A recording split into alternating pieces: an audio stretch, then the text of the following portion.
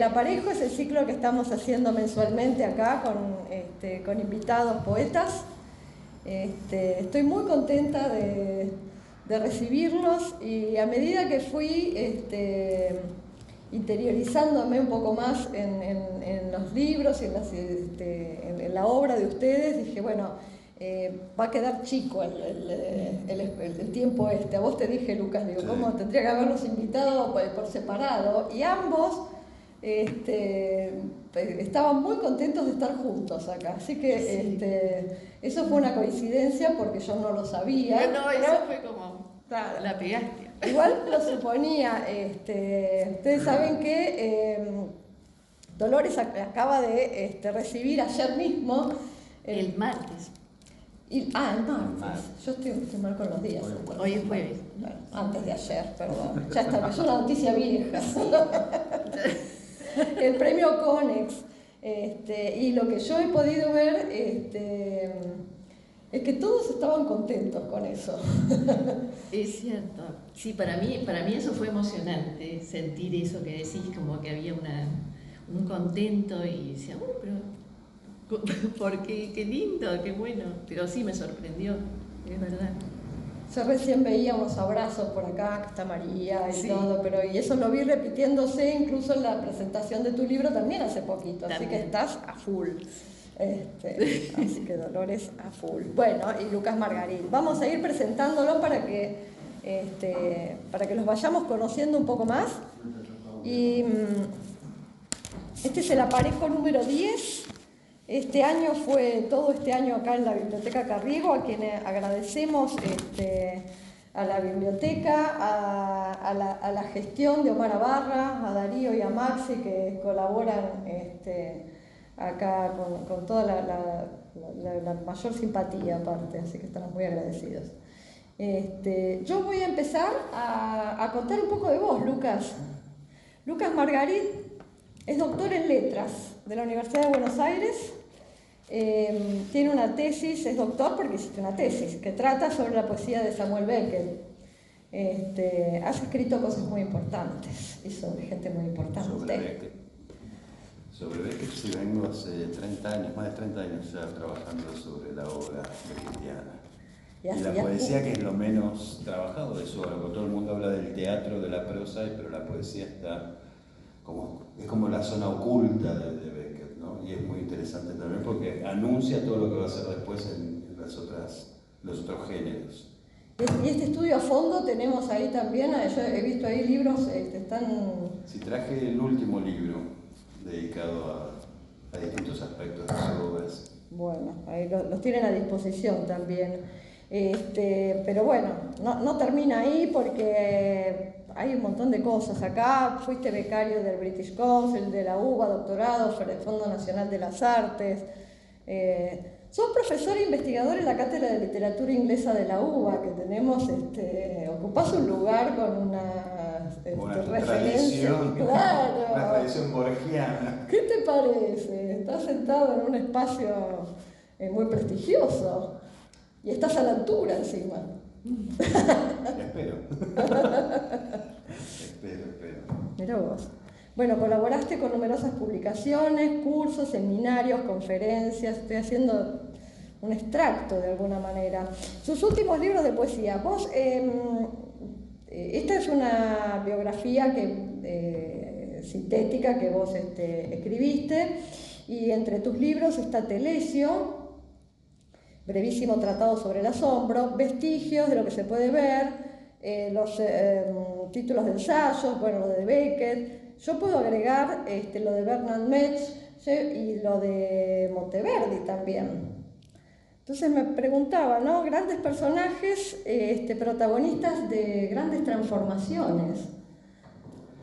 Sí, Bernard Metz era, para poner un poco en el marco histórico, fue el que llevó al nacimiento de las letras catalanas, que era también una suerte de, no sé si homenaje, pero sí pensar en mi propia tradición familiar, ¿no? Familia catalana, y trabajar desde ahí, que aparte es un autor fascinante, Bernard Metz, y que ha influido muchísimo en las letras españolas. Es como Para que se dé una idea, una colección de los clásicos españoles, catalanes, perdón, se llama justamente Bernard Mecher, fue uno de los fundadores de la literatura en lengua catalana. Y tomé el personaje y a partir de ahí marcar relaciones intertextuales dentro de la poesía, ¿no? Y a partir de ciertos elementos de la propia obra de Bernard Mecher, escribir otras cosas. Poner en relación, por ejemplo, un personaje de Bernard Mecher con un personaje de William Shakespeare, por ejemplo, ¿no? Ese tipo de juegos. De diálogos. Mecher 1340-1413, me anoté yo acá. Y te preguntaba, pensaba preguntarte, pero creo que ya digo, pensaba en tu lado catalán si ese es el que te llevó por los caminos de Mecher. Así es. Así es. es. Es eso. Bien.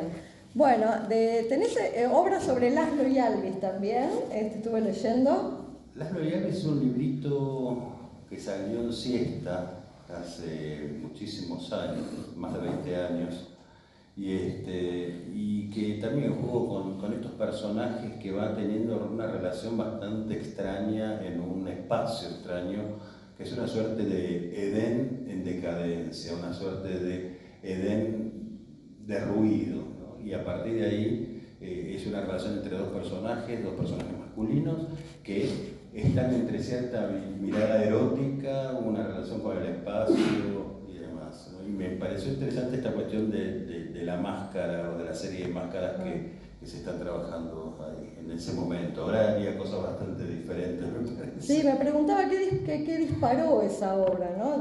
Con esos personajes, pero... En primer lugar, los nombres. Una de las cuestiones que creo importantes es el sonido de los nombres, más allá de la referencia que puede llegar a tener. Laszlo lo tomé de Laszlo Moholy-Nagy, el fotógrafo y artista plástico, y Alvis era un dios o un personaje de la mitología nórdica. Y yo estudié muchos años sueco, estudié islandés medieval, en una época estaba muy interesado en todo eso, y me gustó como el nombre, más allá del personaje en sí, que el personaje no es muy interesante, pero el nombre me gustó y cómo conjugaba el sonido Laszlo y Alvis, cómo se escuchaba, me gustó y de ahí lo... Ajá, mira. Mira, justo con los nombres te quería preguntar porque aparece un Ezra, a veces también Laszlo y Alvis sustantivados, si esto es, ¿cuál fue tu intención? Si esto es un guiño así, no sé cómo se diría, pero caminiano, de Cummings. A mí Cummings me gusta, pero no lo pienso como una influencia. ¿Por qué pusiste con minúscula esos nombres? Porque me gusta. No tiene nada que ver con... No tiene que ver con Cummings, tiene que ver con otra cuestión. Incluso yo firmo muchas veces con minúscula. No tiene que ver con Cummings. No tiene que ver con eso. Lo hacía antes de conocer a Cummings. Lo hacías antes de Cummings. Sí. Bueno, y este libro me llamó la atención, el de Laszlo y Alvis, y pensaba preguntarte si eso podría pensarse como un canto, ese libro. ¿Como un canto? Como un canto. No lo pensé nunca, ahora me agarraste. Me lo sopló Cummings. No sé si como un canto, quizás con una suerte de, por momentos parece como una suerte de plegaria. Pero no tanto con el canto energizante o el canto, sino una cuestión más susurrada quizá, ¿no? Una plegaria más en voz baja, más queda. Bueno, se ve que está encontrado el ritmo entonces, porque suena musical tal vez, ¿no? Bueno, Bernard Mecher entra en diálogo con Orfeo y con Tiresias, por ejemplo. Y yo te pregunto si vos usaste el camino de Bernard para establecer tu diálogo con Orfeo y Tiresias. La obra principal de Bernard Mecher es Los sueños. Bernard Mecher escribe ese texto estando en prisión y en esos sueños, esa suerte de visiones muy características de cierta literatura de la época, se encuentra con Orfeo y Tiresias en esos sueños. Y los tomo de ahí y los reformulo a partir del modo en que lo presenta el propio Bernard Mecher. Así que, y esto es un momento histórico donde los personajes clásicos son retomados por los escritores. Sucede en Inglaterra, sucede en Italia, sucede en España, sucede en Cataluña, ¿no? Y bueno, Bernard Meche como cultor justamente de ese renacimiento está retomando también su propia mirada del mundo clásico. Y de ahí, digamos, no es que yo lo tomo Orfeo de otro lado, sino lo tomo Sí, Orfeo de Bernard Meche. Son muy atractivos, igual esos personajes son enormemente fascinantes. Yo acá imprimí una parte del Bernard Meche y te iba a invitar si querías leerlo.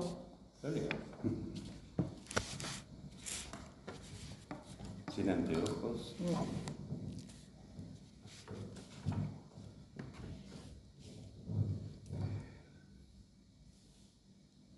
¿Qué ves, Bernard, a través de las hojas trituradas por tus pasos?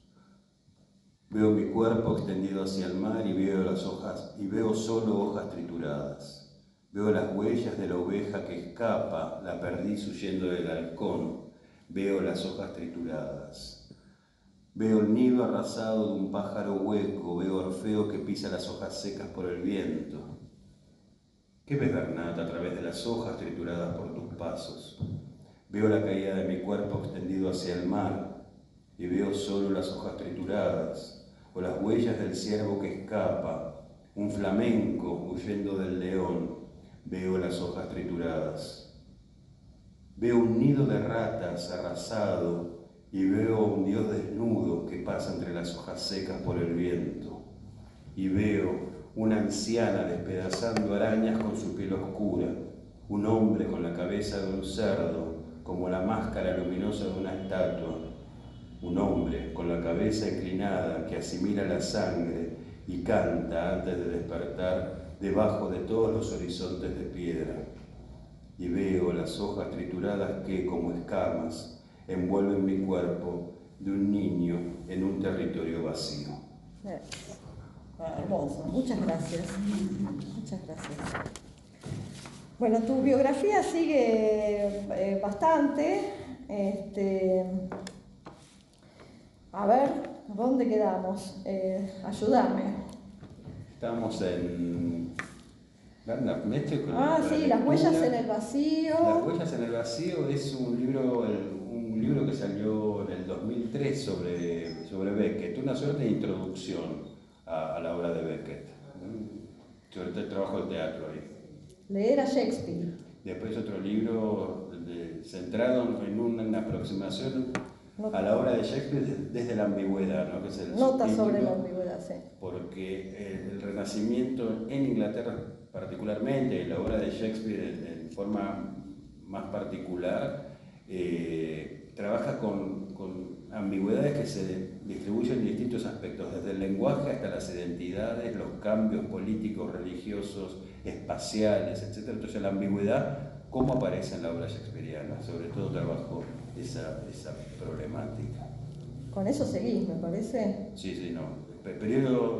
Tengo dos puntos de investigación. Beckett, por un lado, como se habrán enterado, y lo otro que trabajo mucho, que me gusta investigar y leer mucho, es la poesía del Renacimiento inglés, por el lugar que ocupo en la facultad, pero también el siglo de oro español o la Pléiade francesa. Digamos, es un periodo muy interesante para aprender de poesía, sobre todo. Bien.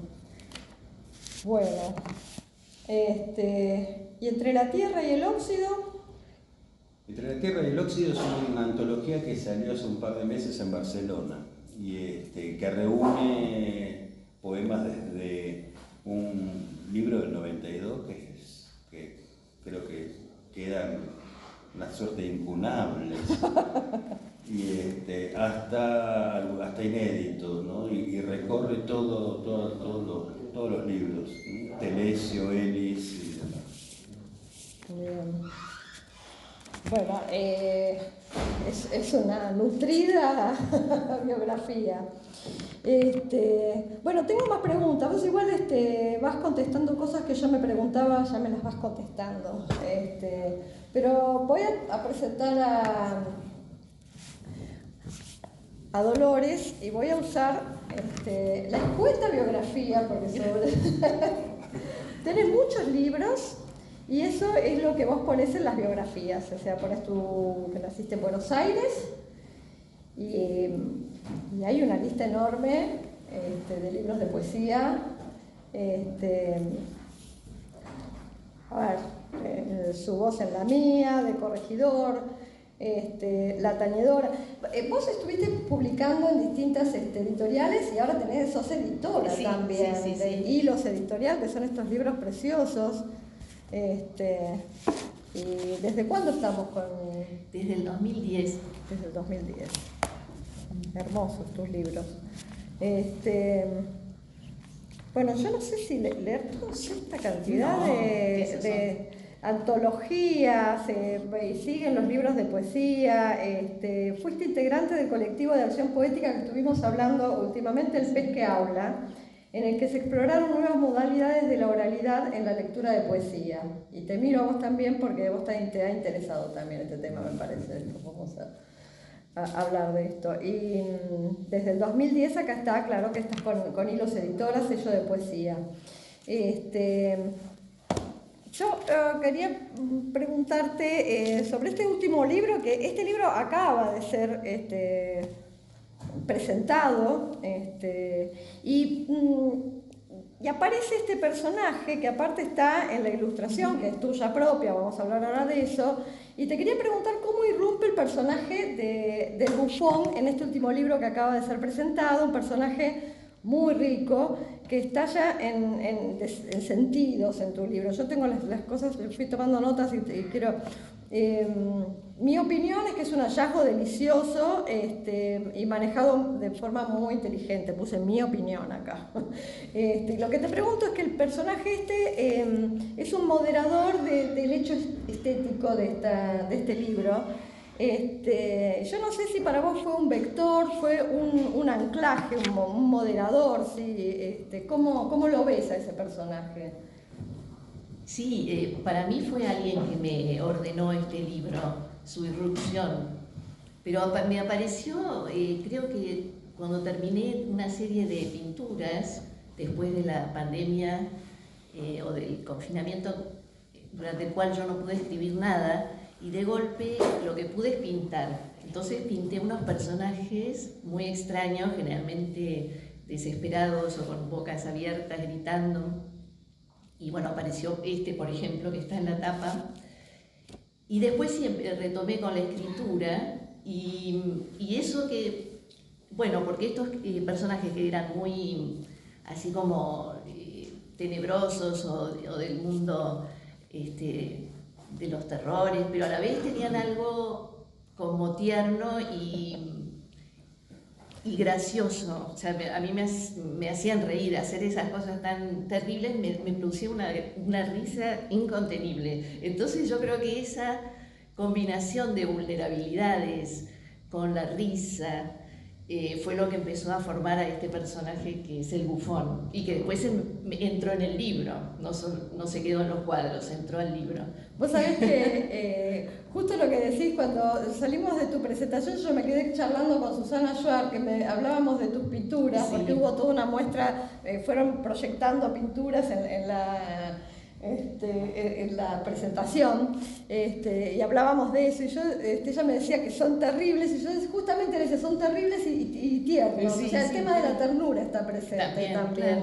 Y yo quería preguntarte si, digo, en el caso de que se pudieran poner esclusas en un artista, yo me preguntaba si sos una escritora que pinta o una pintora que escribe. No, soy más bien una escritora que cada tanto comete esa imprudencia de pintar. Ah, que bueno, bienvenida a la imprudencia, me parece. Y yo me preguntaba también, bueno, ahora vos más o menos dijiste esto, pero si ilustrabas tus poemas o buscas que tus obras se adapten a tus pinturas, porque también ilustrás los libros hago las tapas, claro. Que bueno, no es una ilustración, pero está inspirado en el libro donde va esa tapa, pero no me gusta mucho la ilustración muy literal, ¿no? O sea, cuando... ¿Vos lees el libro y después pintás o buscas algo que hayas hecho? No, en general leo el libro y veo que puede aparecer. Ajá. Sos una escritora que pinta. Sí. Ahí se contestó. Bien. Yo... mirá, justamente, yo elegí algunas cosas que, así como le pedí a Lucas, a mí me parece que con respecto al procedimiento, a ver si esto es lo que yo estaba buscando, en el cielo, a ver. Vos hablaste y estuviste un tiempo sin escribir, y Sí. yo justo marqué un poema que me parece que tiene que ver con eso, así que quería invitarte a ver si querés leer este poema. Ah, sí, pero es de una época anterior. Se ven Sí. las interrupciones, bueno, sí.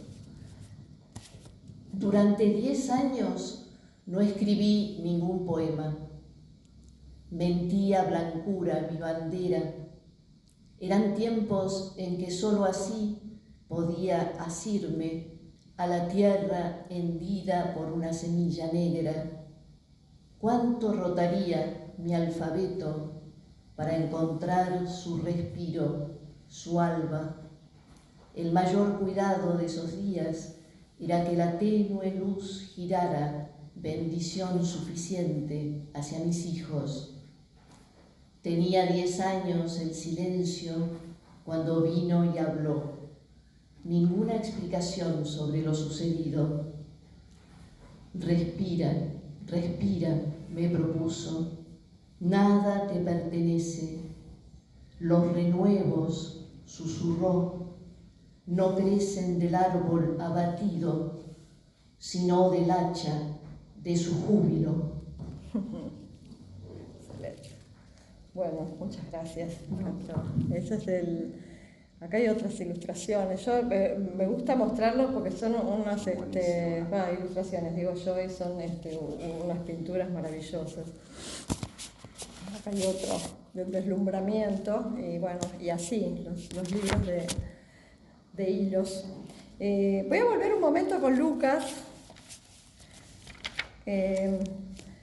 ¿Puedo decir una cosa? No. Con respecto, una cosita con respecto a lo que decían en las ilustraciones A ver. de Dolo, que hablaban del horror y de la risa, ¿no? Y hay un poema de Beckett que dice: en faz le pie, frente a lo peor hasta que nos haga reír. Ajá. Qué bueno. Agarra.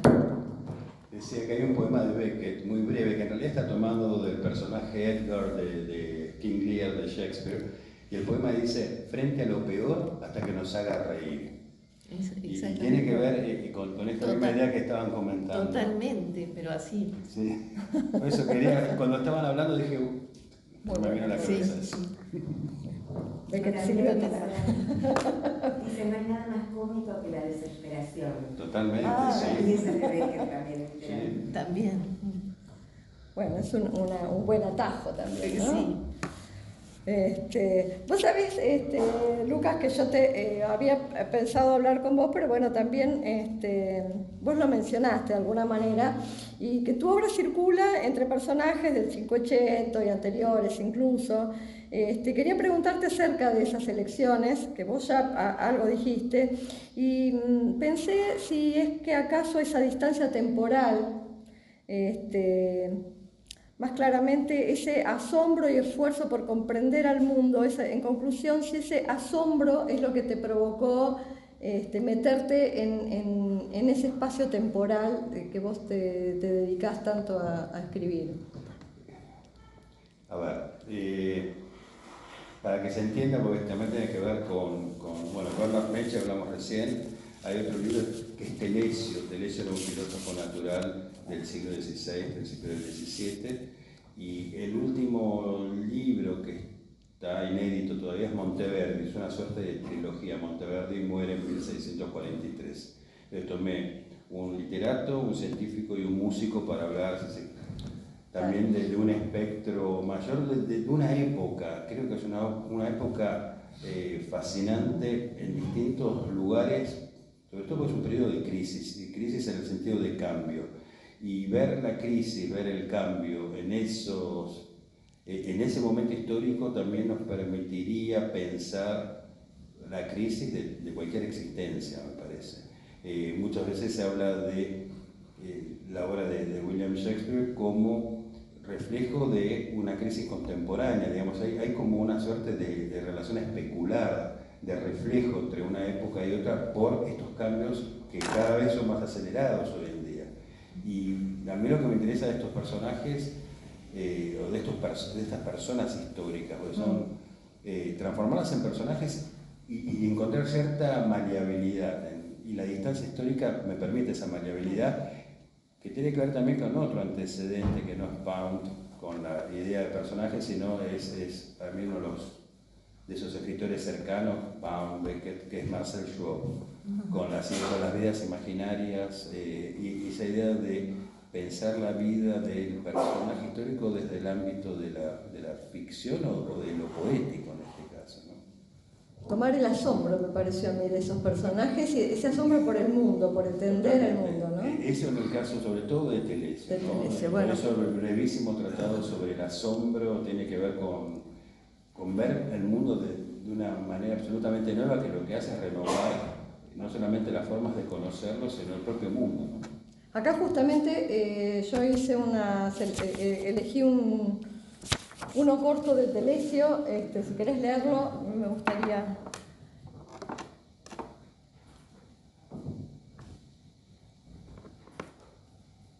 ¿Qué imagen guardas de Telesio? Ninguna. Solo recuerdo sus manos que escribían sobre la madera y sobre el papel. Nadie recuerda un rostro, lo intuye para creer que evoca la forma de un santo. Recuerdo sus manos sosteniendo con cuidado el telescopio que buscaba el éter junto a las piedras en la presencia. Recuerdo sus manos sosteniendo aquel grabado a la luz de las velas traídas del mercado. Recuerdo su mano que me enseñaba a escribir antes de cocinar sobre el fuego. Su mano que alisaba mi camisa gris de piel de rinoceronte. Y ahí aparece un temita. Sí. Ahora vamos a hablar de eso, justamente. A ver, mira, fíjate que acá tengo uno. ¿Hay una influencia de tu actividad académica en tu escritura? Sí. Sí, pero trato como de separar. Sí, por eso puedo mezclar, digamos. Desde lo académico no podría, bajo ningún aspecto, poder mezclar algún verso de Blanca Varela con Telesio, que sin embargo está, ¿no? Entonces, la poesía lo que me permite es jugar con esas lecturas que uno ha hecho y que creo que para poder escribir, creo que es fundamental algo que hoy se dejó de hacer, que es leer.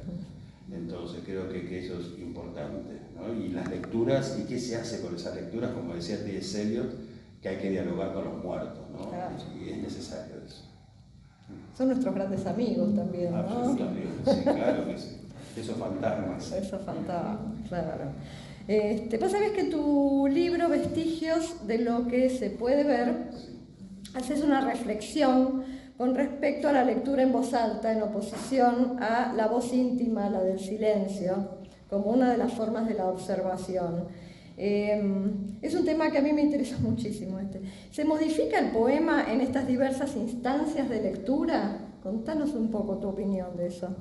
A ver, Vestigios de lo que se puede ver fue un libro que me pidió Eugenio, un amigo que tenía esa editorial, que era una editorial virtual, no salieron en papel, sino solamente en audiolibros, en YouTube, que eran pequeños videos recitando cada uno de los poemas que formaban ese libro, y después la edición en PDF.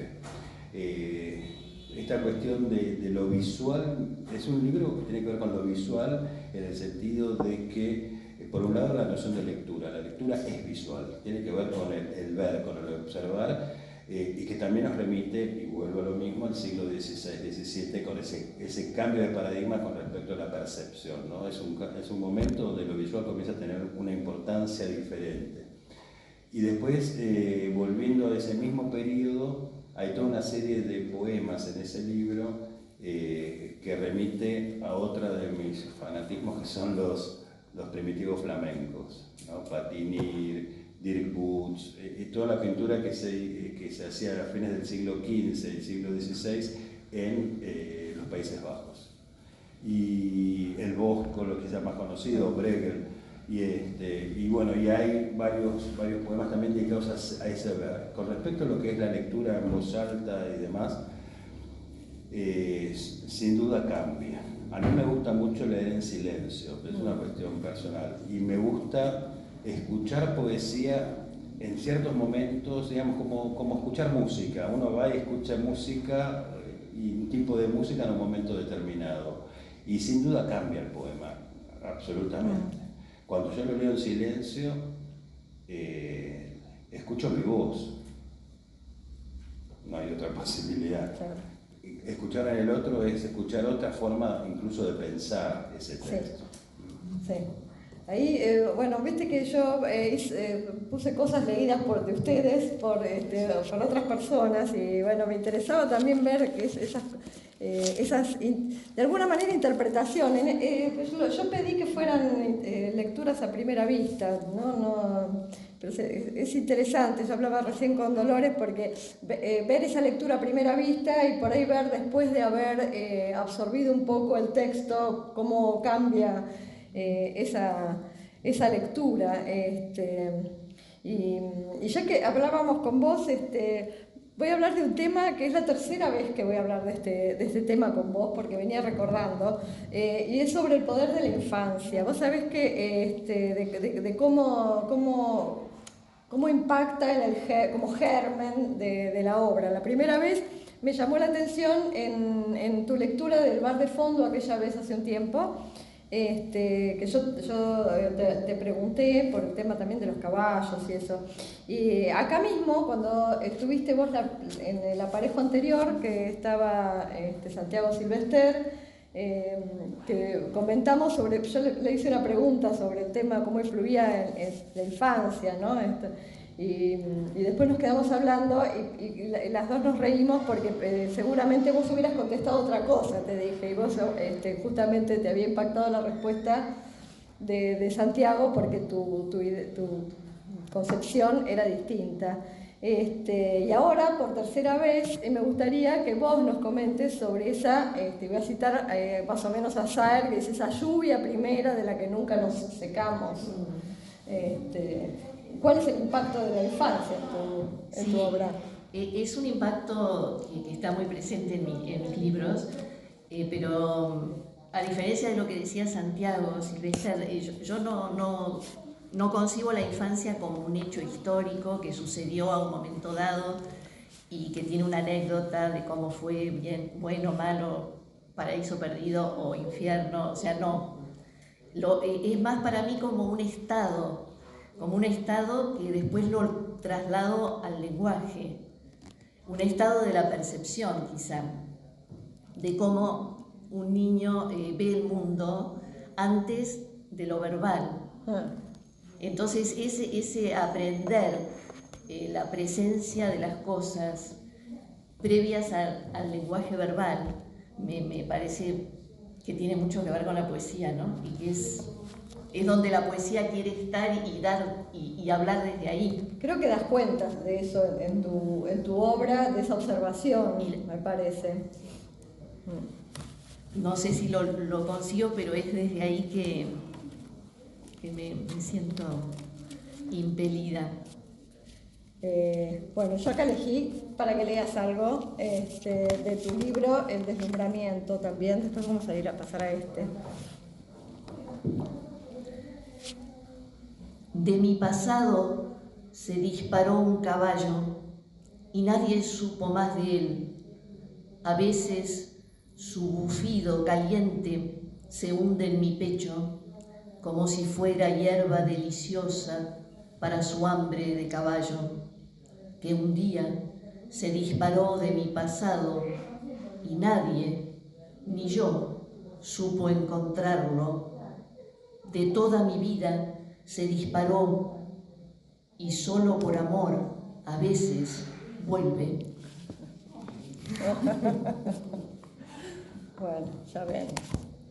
Bien. Bueno, yo quedo respirando, ¿no? Un poco después de estos poemas. Vos sabés que hace un tiempo, no mucho, nos pidieron a un grupo que participamos en una antología que hiciéramos una definición de poesía, era una de las preguntas, ¿no? Una pregunta reiterada y yo dije, bueno, que por ahí la poesía se me ocurrió decir en el momento, decir que la poesía por ahí era como el rinoceronte de Durero, que había dibujado el más hermoso rinoceronte sin haber visto jamás ninguno. Claro. Que por ahí tenía que ver con eso. Y alguien me dijo, tenés que hablar con Lucas Margarit. Entonces, bueno, acá están tus rinocerontes y Rinos. tus rinos. ¿Y eso? Acá igual hay algo para... ¿Qué es esto primero? Y después nos contás un poco si querés.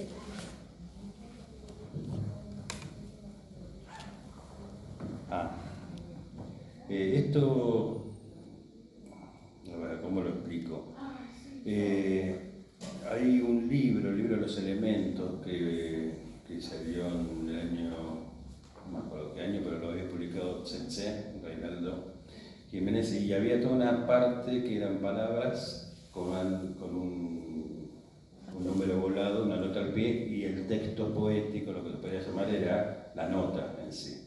Y este rinoceronte creo que, claro, tiene que ver con esas otras etimologías. Rinoceronte no aparece en el libro de los elementos, sino que lo agregué, había quedado aparte y lo agregué en vestigios de lo que se ¿Cómo fue. lo iba a estar? Rinoceronte. Y la nota al pie dice: zoología, animal real y mitológico según cómo el observador cambie de época o geografía. Universo y descanso, calidoscopio y fortaleza. En algunos desiertos proyectan su figura en cuevas y en troncos de árboles para defensa del poblado. En zonas selváticas tallan su figura siempre en madera. Creen que la lavanda es parte de un embrión y por eso la conservan con celo. Poética. Delesio inventa formas de observar el modo de caminar del rinoceronte blanco. Un rinoceronte puede ser similar a la palabra rinoceronte cuando se la murmura entre las piedras. Muy bien. ¿Y el rinoceronte? A ver, me acuerdo, yo era muy chico y mi papá me regaló una imagen de un rinoceronte y quedó, y ya después de más grande empecé a sentir cierta fascinación por las ilustraciones de la misma época. Justamente comienzan a ver toda una serie de ilustraciones de rinocerontes a partir del siglo XVI en adelante, y ya en el siglo XVIII hay en tratados de zoología y demás, que son fascinantes, y el rinoceronte como tal es un animal estupendo. Me encanta. Es que vos compartís las fascinaciones de esa misma época que estábamos de la hablando. niñez o de la infancia, como digamos, que no es que queda, no es un recuerdo de, como decía Dolor recién, no es un recuerdo de yo cuando era chico, sino es una instancia de hoy en día que pienso en rinoceronte antes de saber lo que era un rinoceronte, porque tengo esa imagen y está ahí, y se repite y una y otra vez. Estaba buscando, que parece que no lo marqué. Hay un poema tuyo, Dolores, un poema narrativo. Por ahí vos me ayudás a buscarlo, sobre el niño de 6 años. ¿Será del nuevo? En este debe sí, ser. el del padre. El del padre. Es de los más narrativos que vi de tu libro. Sí. Y bueno, ya que estamos con la niñez, podemos ir por ahí, ¿no? El padre filma a su hijo de 6 años. El padre y el hijo no viven juntos. Un océano los separa. El padre está de visita por unos días y filma a su hijo durante horas. El hijo mira asombrado el ojo de la cámara que cubre la mirada del padre. El hijo levanta un brazo, hace una morisqueta, espera que el padre le diga qué tiene que hacer para ese ojo de vidrio. El padre casi no da indicaciones, salvo cuando el hijo se queda inmóvil y callado. Demasiado tiempo. Entonces le dice: haz algo, camina hacia adelante. Al hijo le gusta que el padre le hable y hace lo que le pide. Camina, Busca un camión de madera y lo revisa, dibuja algo con sus lápices, toca su pequeña guitarra, canturrea con baches una canción, finge que juega, sabiéndose en el centro hipnótico de ese agujero que lo absorbe. El padre está del otro lado del ojo de vidrio. Cada tanto el hijo dice: papá, papá, como si otra vez el padre estuviera lejos, detrás del océano, en su país inalcanzable. Lo llama papá, papá, para asegurarse de que el padre sigue allí. Está, pero no está, como más allá del océano, se desvanece detrás de la cámara. Ninguno de los dos sabe lo que hace allí, detrás o delante del ojo de vidrio, salvo cuando la voz del padre llama al hijo por su nombre, o cuando el hijo dice: papá, papá. Solo sus voces cruzan la frontera, impactan en sus cuerpos. El hijo pide si lo deja filmar a él. Quiere ver al padre como el padre lo ve a él. Quiere ver qué ve el padre. Quiere sorberlo y guardarlo él también dentro de esa caja pequeña y oscura antes que vuelva el océano y se lo lleve. De niños venimos. Hermoso.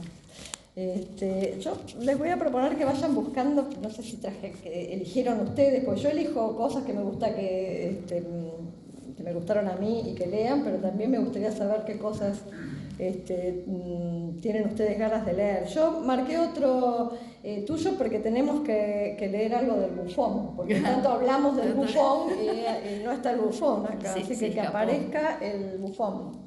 Así que bueno, yo elegí ese. ¿Qué te parece? Tuve un idilio, dice el Bufón, siempre que algo bueno le sucede, cuando un desconocido pasa y le sonríe, cuando una brisa del sueño se cuela por las fallas de la vigilia, y en ella el Bufón flota como una hoja desprendida de quién sabe qué cosa antigua y enorme.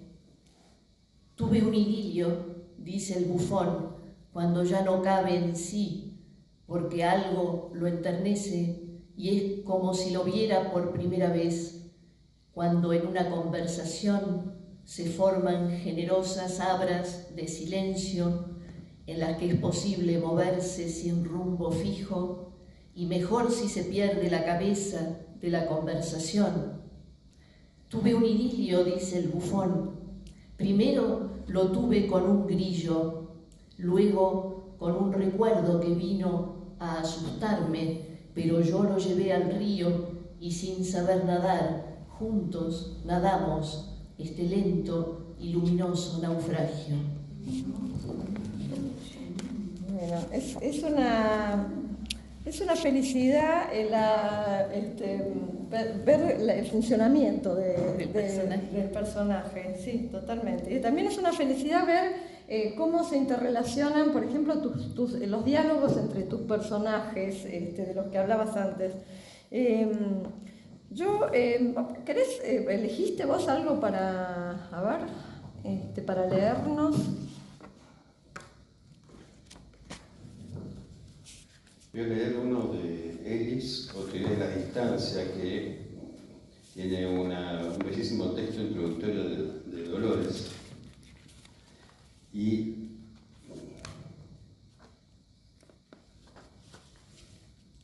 Ellis es un personaje tomado de un poeta austríaco que acá nuestro amigo Julián tradujo del alemán. Y todo el libro tiene un epígrafe de Trakl, justamente, que dice: Ellis, cuando el mirlo llama en el oscuro bosque, ese es tu ocaso. Y el poema dice: Elis mira un paisaje. El agua mueve el agua en el río. El hombre es inmóvil en el árbol. Elis recordaba en voz alta que el cuerpo es una fractura del universo, la figura permanente de lo que no perdura. Sí, seguí. ¿Leo otro? Sí. Naturaleza muerta, siglo XVI. Elis describe mientras espera. Botella, agua sucia del río, cuenco de barro con sangre de ternero, florero de vidrio oscuro con tallos y hojas, 2 naranjas, la mano sucia de un hombre viejo que da sentido al resto de las cosas. Listo. No sé. Vos sabés que vos hiciste algunos collages, se los hiciste vos, los collages que aparecen en el libro este que no fue editado de... Sí, algo de poesía visual, sí. Son recortes. Sí. Yo pensaba, porque, bueno, yo estuve trabajando también con algo parecido a eso, que uno... en tu literatura se ve enormemente que uno siempre trabaja sobre ruinas de alguna manera, trabaja sobre lo que ya fue hecho. Bueno, y vos tomás muchísimo de... o sea, es muy evidente en tu literatura en la toma de estos personajes, etc. Sí, los restos, ¿no? los O sea, vestigios. Los vestigios. De lo que fue quedando. Eso se ve en tu collage, digamos, es una abstracción de eso también, ¿no? Absolutamente, sí, sin duda. Creo que es la única forma que nos queda hoy en día, eso que John Barth denominaba como literatura del agotamiento, ¿no? Está todo agotado, entonces hay que tomar lo otro. Digamos, acá uno de los grandes autores que lo ha hecho es Borges, y esa la cuestión, la idea de plagio, de plagio, Sí. Tomar lo que ya dijeron nosotros y, bueno, como decía Pound, hacerlo nuevo, ¿no? Make it new, hacerlo nuevo, modificarlo y a través de la forma, porque en última instancia ya está todo dicho. Eso pensaba, ¿no? O sea, en algún momento se hizo de otra manera, no sé dónde arrancó todo, en las cuevas de... Sí, porque por ejemplo, toda esa visión escéptica sobre el lenguaje, además ya lo decían los escépticos griegos, lo decía Sexto Empírico, digamos, todo eso ya está dicho. Bueno, intentemos hacerlo de otra forma, que es lo que nos toca, y esa otra forma es, bueno, hacerlo, por ejemplo, en nuestro caso, hacerlo con un español del Río de la Plata. Bueno, ¿qué se puede hacer con eso, con esas tradiciones, ¿no? Que nos vienen de otros lados? Vos sabés que hablábamos un poco la vez pasada, ahora que está Jorge Aurichino, ¿cómo estás? Hablábamos de la necesidad de seguir, él comentaba, ¿no? De la necesidad de seguir traduciendo, porque cada traducción es lo que habla de la época en que fue traducido. ¿Está bien? Estoy diciendo algo así. Vamos a ver. Y bueno, tiene un poco que ver con tomar... Hay que renovar, digamos. Muchas veces, bueno, esas son distintas teorías de la traductología, ¿no? Pero la necesidad de renovar las traducciones para un público lector nuevo. Y es uno de los grandes debates de hoy en día, cómo renovar eso. Porque si hacemos la traducción de los sonetos de Sir Philip Sidney, ¿lo hacemos con un español cercano al del siglo de oro o lo hacemos con el español nuestro? ¿Dónde está la distancia temporal de un idioma a otro más allá de la geográfica? Bueno, son discusiones que se vienen dando y un punto de vista. Es decirlo desde la época, claro. Bien, sí,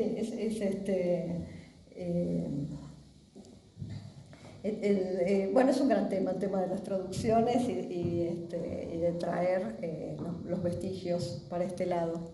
¿Vos elegiste algo para leer? Yo querría leer algo inédito. Léenos.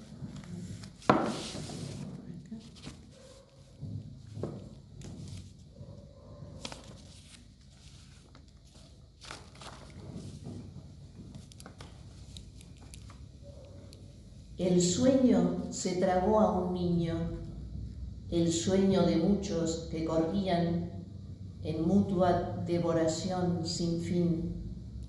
el sueño se tragó a un niño que hablaba con la noche más larga del invierno. Aquí, donde aún el roce de unas ráfagas afina mis pensamientos, ráfagas de muertos y vivos, ráfagas de ternura y de guerra pasan y mi casa tiembla. Voy por una calle, me acongoja lo que veo, como si a cada cosa le faltara bendición y solo fuera el vestigio de algo que se tragó el sueño, que se tragó a un niño y a la ciudad donde nació y a la calle que cruzaba corriendo y al abrigo que hicieron con su nombre quienes lo llamaron una y otra vez. Nadie volvió a verlo hasta que un golpe de viento repentino apartó al niño del sueño, lo dejó fuera de sí, al sol de su precioso desorden. Les iba a preguntar, ¿y ahora qué sigue? Y vos nos estás leyendo inéditos, Sí. veo que tenés una linda pila. Sí, así sí, que... sí. Traje todo porque no tuve tiempo de apartarlos. Bueno. Y dije, sí. ¿Y ahora? ¿Ya tenés armado? ¿Cómo, Todavía no, son ¿Qué poemas. constituye un libro? ¿Cómo decís, bueno, ya está? Es temático, reunís una cantidad de poemas y decís, bueno, esto ya tiene un volumen. Lo de Lucas es más claro porque es más Sí, temático, me claro, parece. Entonces, claro. Sí, en mi caso es menos claro, no. Se me impone a un momento dado de cerrar el libro, pero no es porque se terminó algo, porque eso por ahí de algún modo sigue después. Así que pues yo siempre tengo la sensación de que si bien cada libro es distinto, también hay algo que se sigue diciendo, ¿no? Y que una obra. es claro que viene arco. de antes y que sigue y sigue. Por eso yo nunca pongo mayúscula en los comienzos, porque para mí es como que la frase es la continuación de algo que no está escrito, pero no es un comienzo de frase. Mira, fantástico. Eso es. Entonces vamos a tener mucha chocopara. Yo espero, porque yo escribirme es lo que me da sentido en la vida, pero ¿no? ¿Quién sabe? Bueno, ¿ya cierra esto? ¿Ya cierra el libro o le falta? No, todavía falta. Sí, no. Además por ahí muchos de estos poemas después no van a estar. Claro, después viene la poda. La poda, claro. Sí. Y que lo tuyo que escribís así en forma aluvional y después te lleva mucho tiempo la corrección, o te lleva mucho tiempo escribir. No, la corrección sí me lleva más tiempo, porque corrijo mucho. Pero de entrada a veces sí, como que surge una frase y un núcleo del poema y lo escribo. Cuando escribo una frase que me dice algo, eso ya me invita a seguir escribiendo. A veces no, son frases como medio muertas y no pasa nada. Pero a veces esa frase detona, ¿no? Y a veces son otras cosas las que detonan el poema. Puede ser algo que uno ve, ¿no? Al pasar por un lugar accidentalmente. Generalmente no es nada muy pensado así deliberadamente o previamente, ¿no? Como planeado. Es una diferencia interesante, digo, de las obras de los dos. Me parece que vos, Lucas, vas a un lugar, digo, debe ser difícil elegir la forma por ahí. Elegir el lugar.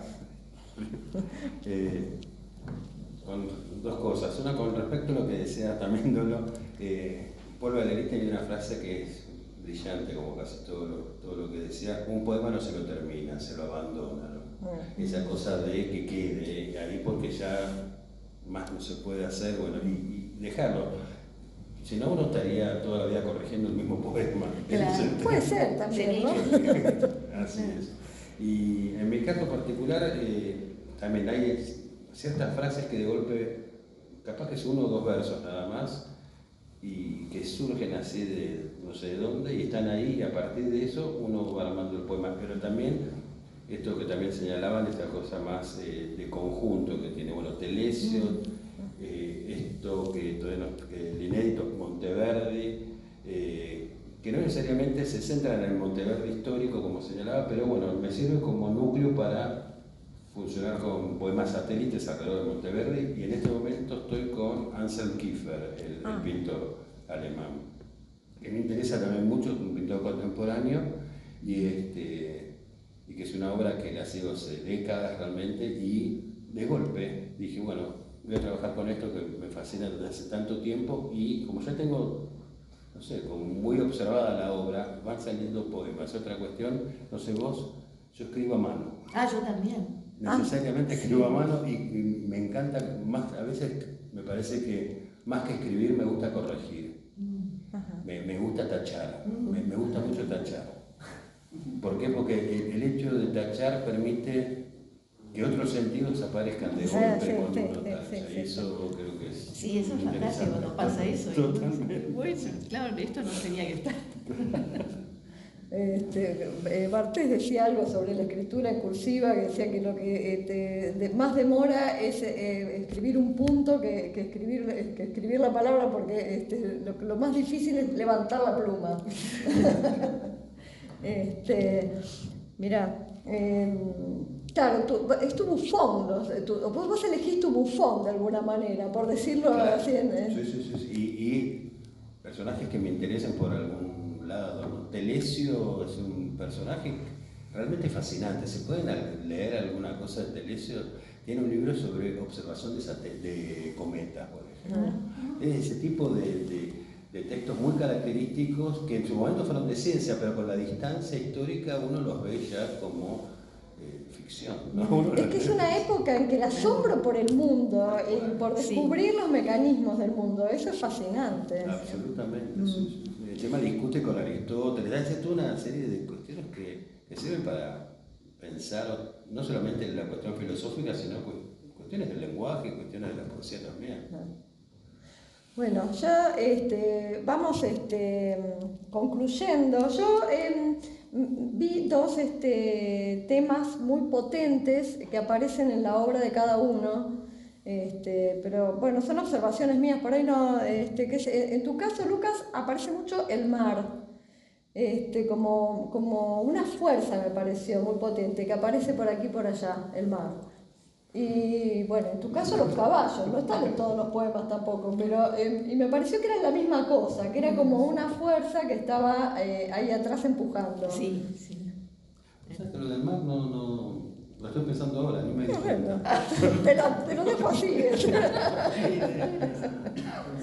Te lo dejo así. Me pareció que pasaba ahí un poco por lo mismo. Yo los invito, si quieren leer algún poema más, y antes de concluir, yo porque me entusiasmo, yo no quiero terminarlo, pero... Como quieras. Hay un caballo.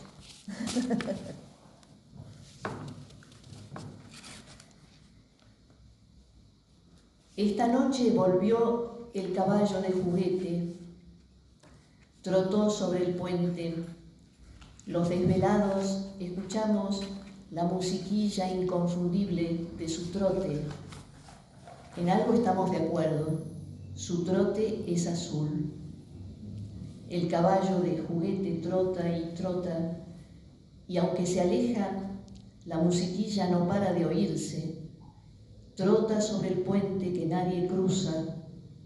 De un lado, la ciudad oscila, se desvanece como un espejismo, y entonces se vuelve un asunto de vida o muerte seguir escuchando el trote del caballo de juguete mientras cruza el puente que solo él cruza. A nosotros, la musiquilla del trote azul nos mantiene aquí, en vilo, sin puente. Muchas gracias. Yo creo que lo podemos pasar.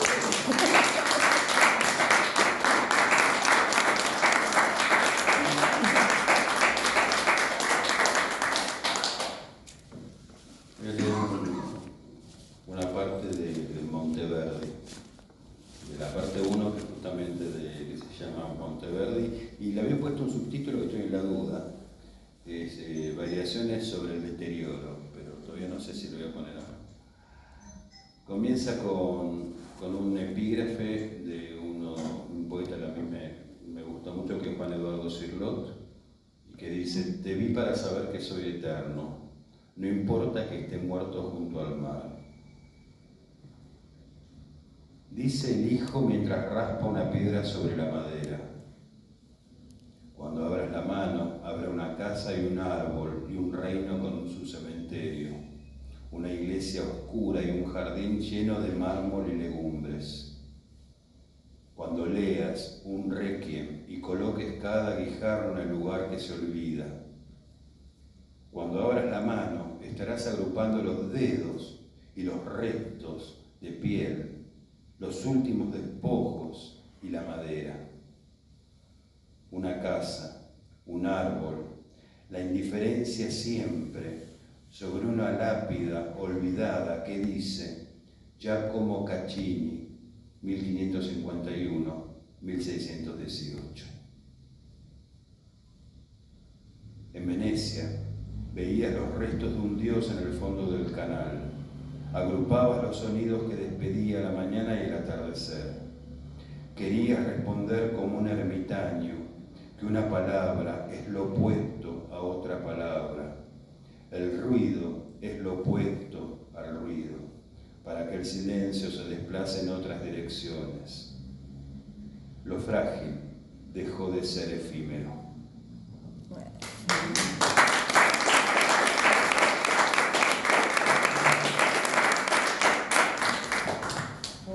¿Existe ya el Monteverdi? Bueno, pero está con un gancho.